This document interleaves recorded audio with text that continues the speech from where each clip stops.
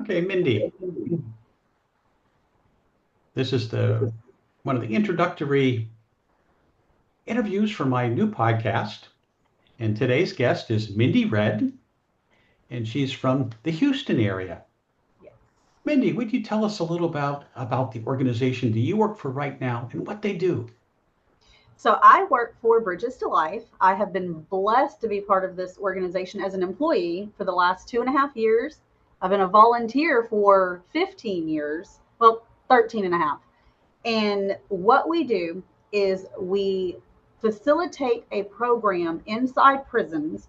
We're in juvenile facilities, men's prisons, women's prisons, drug rehab programs, and we are faith based. So we teach accountability, responsibility, crime and conflict, faith, and we coordinate with victims of crime. So it's victims of all crimes come in throughout the 14-week project. They're usually 4 times, and they tell their story of crime to the offenders. They speak in a room of men or women or juveniles, and the offenders have an opportunity after the crime victim has spoken to ask questions. And this allows one, the crime victim, to gain healing and peace every time they share their story, but it also allows the offenders to gain understanding and empathy for how their crimes have impacted their victims and their community.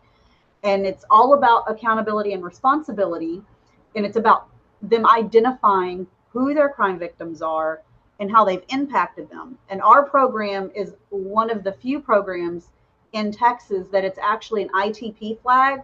And so it's a flag next to their name that only 5 programs in Texas have for the incarcerated. And so parole sees very, very highly of this program. And one of the things we love about our program is, so in Texas, it's around 50% or so return back to prison after they've been paroled on a new violent crime within 5 years. Only 11% of our graduates return back to prison on a new violent crime in 5 years. So that means 89% of our graduates stay out of prison and have successful lives once they've been paroled. Wow, that's amazing. So what led you to do this? How did you get After started? my daughter was killed in 2009 by a drunk driver, it was probably 2 or 3 years after she was killed, I decided to do victim offender mediation dialogue. And that is where the crime victim wants to meet with the offender in prison. And they do a dialogue with you to help you. It's basically homework you do for however long the process is. It's kind of like a counseling process. So the a victim has to initiate it and the offender has to agree. And it takes, for us, it took about a year to go through the entire counseling process before the mediator decided we were ready to see each other for the first time since the hearing. And you tour the entire prison. And so for me, I had never even been to a prison before, nothing. So I was totally green to this whole process. And you tour the facility. And then the next day, we met with our offender, who I thought would be a 5-minute conversation turned into 5 hours. And I absolutely fell in love with stories that day because she gave me her backstory to the whys. She even answered the why for me. The police report was great. It had the facts, but it didn't have the why she made the choice she made. And after we did the mediation, a month later, they will follow up with you to see how it helped with your peace journey and how this helped with your healing, or if you had closure. And I was telling our mediator how I fell in love with the idea of prisons, that I could see something more was needed in prison, and I fell in love with stories. And she told me about Bridges to Life. So a year later, I was trained through Texas, I was certified through Texas, and started volunteering with Bridges to Life. Wow. And what else did you do before Bridges for Life? You were involved So with Mindy Red, right? I also still volunteer with MAD. So how I fell in love with MAD was I was green to the court process. I had no idea how anything works. I had not had a speeding ticket prior. I had not had jury duty. I thought it was, if the facts are there, there's witnesses, your alcohol level is twice the legal limit, then boom, you go to prison. And that is not how it works in Texas. They're not as victim oriented as one would think, especially with DUI crimes. And so I contacted Matt, and our uh, advocate was an angel. He sat with us all 13 hearings every month, going to court with us. He would go to the meetings with the DA for us. He would advocate to have my daughter's name said in court because it was never said in court. She was always a case number or a docket number. They never would say her name, and he would give us the heads up though, to because he knew we were naive to the system, and he would warn us, okay, this is probably going to happen, or this might happen. Don't get your hopes up here, because statistically this is what happens. And when the sentencing was over, I'm like, I don't want to not see you anymore. I've seen you for 13 months. What do we do now? And so he started telling me about, different events, or, helping others go, encourage others how he encouraged us, sitting with them in court. He told me about victim impact panels. And initially I was terrified of speaking at all. But he invited me to a candlelight service that MAD was doing for all Houston victims and surrounding victims. And he invited me to go up and just tell a favorite story of mine about my daughter, Michelle. And when I did it, I mean, there was probably several hundred people in the room. I fell in love with the idea of all of those people in the room now know Michelle and the kind of person she was. And that led to me doing victim impact panels, which is speaking to first-time drunk driving offenders or impaired driving offenders, going to courthouses, probation offices, courts, schools, churches, and we would attend the walk. So I usually would help organize the dog booth at the walks every year. And so, yeah, I dove into volunteering with Matt and still volunteer with Matt to this day. Okay. I also saw you used to be involved with something called the Green Room. Why don't you tell us about what that is? Yes. So that is an online podcast. And I even had a show on there where it was called Changing Minds. And we talked about drunk driving offenses and how to make road safety better. And, we talked about statistics. We even did a few videos where so like texting and driving, we did a few like mock videos of showing what not to do behind the wheel, what is safe to do with your cell phone behind the wheel. Or we did a few videos of like how to get a sober driver and different things like that. And we also interviewed on the Green Room wrestlers and celebrities of different sorts. And it was about giving them a second chance, because maybe some of them have had maybe more known for a sketchy past, and then giving them an opportunity to show people that they're not who they think they were, but also allow them to be human beings and just talk about more than what they're known for. And it was a lot of fun. We did some acting in it as well. And we would do acting classes where we would learn how to, work the screen, because it was all online. And it was a lot of fun. I did that for about 4 years. Met a lot of great people as well. Some that I'm still friends with. I've traveled to Las Vegas and met one of my castmates there. We went to Louisiana and filmed scenes with one of the ones from there, and then we filmed scenes with another one in Florida one time. And so we've traveled a lot with them, meeting a lot of the different castmates we've met all over the country. So do you have any projects upcoming in the future that you're involved with?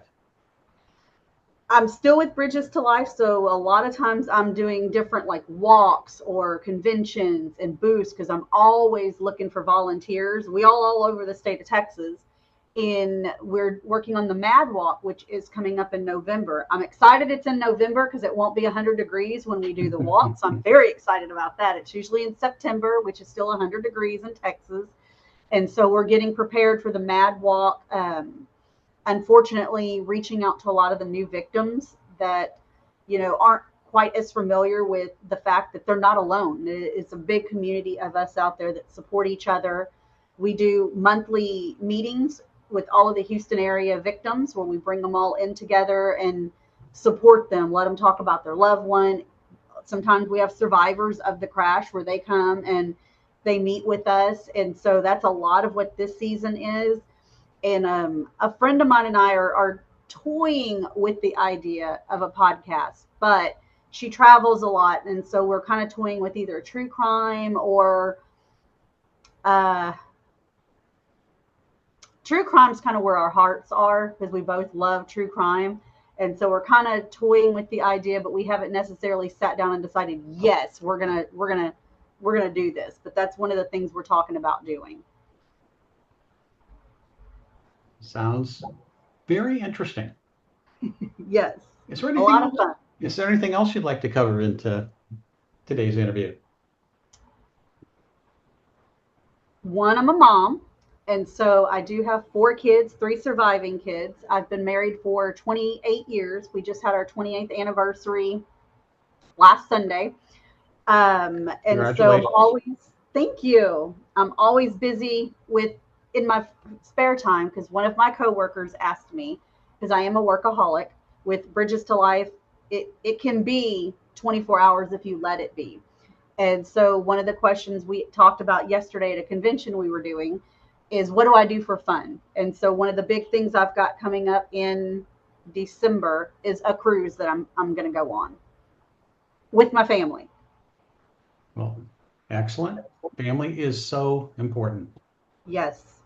And as the older they get, the more I'm realizing how precious that time is. And my kids, I've got 2 out of 3 that have moved out now. And so I only have one at home, but he will be moving out most likely within the next year or two. He's graduated high school and he's in that transition phase. And so it's very weird to have a quiet house.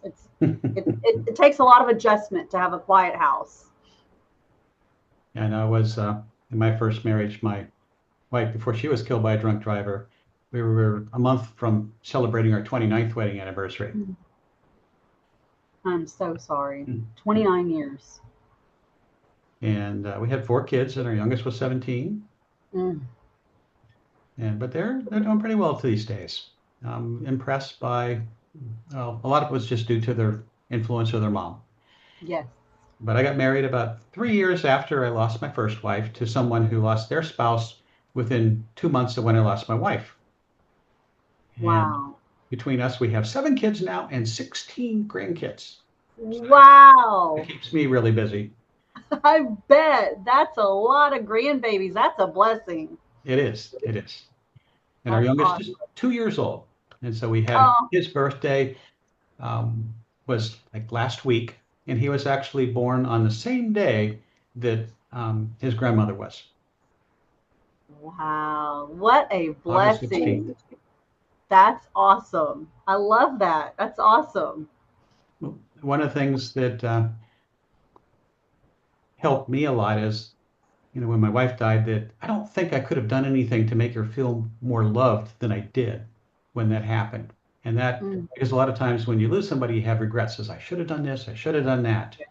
And so that's why it's so important to maintain those relationships. And every time you're with somebody who you care about, make sure you tell them that you love them at that yes. time. I agree 100%. And it's funny you mentioned that because, again, my daughter was 18 when she was killed. She had moved out. She was 18. But of course, I had those regrets because I always tell people when I speak the night before she was killed, or technically the night she was killed, our last phone call, I hung up saying no. Because when she was hanging up, she was like, hey, mom, when you come by in the morning, bring donuts. And I was like, ugh, no, gross. And those are my last words. And I always had the regret of not finishing that conversation with, I love you when I hung up. And so now everybody, when I'm leaving, especially my kids, our in-laws, whoever, it's a hug, I love you. And so the Texas goodbyes take a long time when we're leaving because it's always I love you, and giving those hugs and making sure they know that they are loved when we're parting with each other. And that was a hard lesson I had to learn because back then I always had tomorrow. I was going to see her at 8 o'clock the next morning. So I was going to be able to hug her then. So in my mind, ugh, no that was how we ended our conversations. It wasn't I love you all the time. And that was a hard slap to have to learn that the hard way, that we don't hang up like that anymore.